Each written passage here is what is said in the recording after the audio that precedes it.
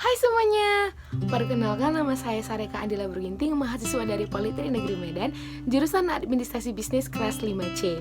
Video ini saya buat untuk memenuhi penilaian tes 1 saya pada mata pelajaran hubungan masyarakat yang dibimbing oleh Ibu Sarah.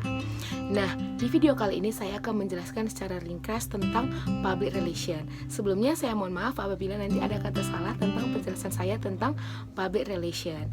Nah, untuk yang pertama, apa itu public relation?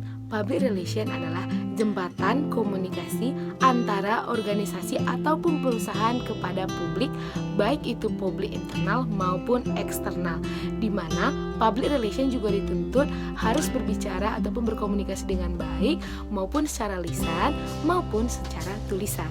Dan yang kedua adalah bagaimana perkembangan public relation di dunia maupun di Indonesia. Di dunia, dari sejarahnya bahwa public relation sebagai suatu teknis menguatkan ditandai dengan sebuah aktivitas yang dilakukan oleh E.V. Ledbetter-Lee, di mana dia telah berhasil menanggulangi pelumpuhan industri batubara di Amerika Serikat. Dari hal tersebut bahwa Bapak E.V. Ledbetter-Lee ini dianggap sebagai the father of public relation.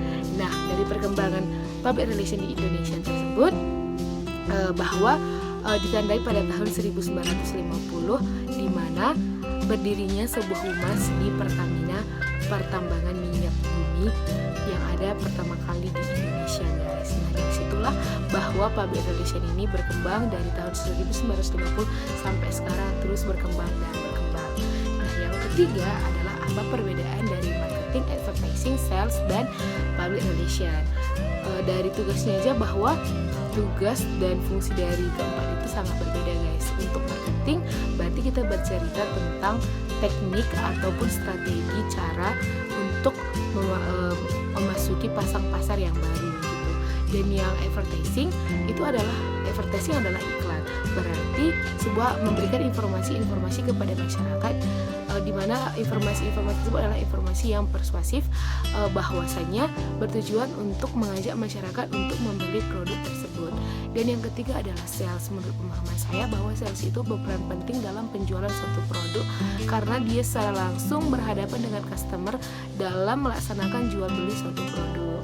Dan yang terakhir adalah public relation. Kalau public relation itu sendiri memang memberikan informasi juga kepada masyarakat, tetapi bukan informasi yang persuasif, karena informasi yang diberikan dari organisasi atau perusahaan tersebut adalah informasi yang penting di mana untuk memberikan pengalaman dan pengetahuan kepada masyarakat. Nah, itulah perbedaan dari keempat tersebut.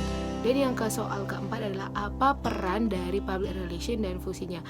Public relation mempunyai 4 peran. Salah satunya adalah sebagai penasihat ahli. Penasihat ahli berarti fungsinya harus melihat dan menganalisis masalah-masalah yang ada pada organisasi atau perusahaan tersebut. Tapi bukan hanya sebagai menganalisis, seorang PR juga memberikan cara-cara ataupun memberitahu cara-cara untuk memecahkan masalah tersebut. Dan yang kedua adalah fasilitator komunikasi, yaitu jembatan komunikasi antara organisasi ataupun perusahaan kepada publiknya gitu. Baik itu publik internal maupun publik eksternal. Jangan lupa ya.